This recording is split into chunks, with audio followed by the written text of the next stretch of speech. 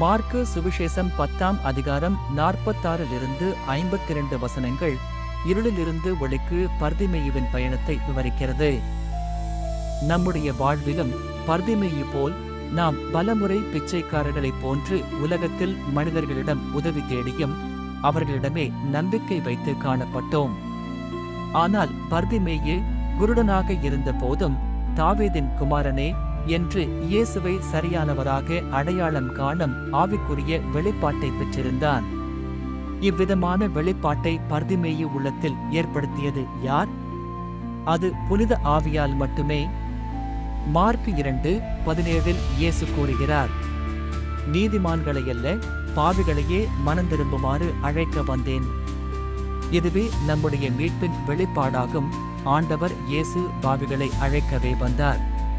பர்திமேயுவின் விசுவாசம் அவனை தடுக்க முயன்ற உலகின் குரல்களை மீறி, தாவீதின் குமாரனே எனக்கு இரங்கும் என்று மேலும் கூப்பிடும் நிலைக்கு இட்டது. நாமும் ஆண்டவரை ஏற்றுக்கொண்டு நடக்கும்போது உலகத்தினரால் பல தடைகளுக்கு உள்ளாகிறோம்.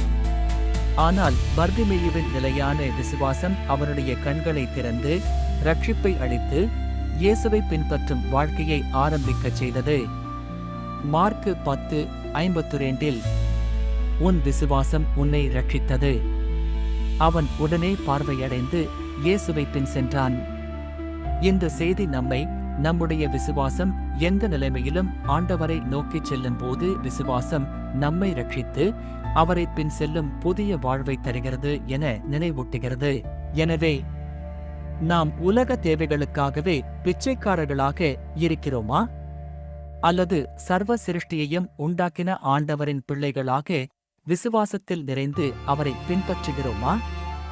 இந்த சிந்தனையில் நம் வாழ்க்கையை ஆராய்ந்து முழுமையான விசுவாசத்துடன் ஆண்டவரை நோக்கிச் செல்ல விரும்புவோம். இதுவே நம்முடைய மீட்பும் புதிய வாழ்க்கையின் ஆசீர்வாதமும் ஆகும்.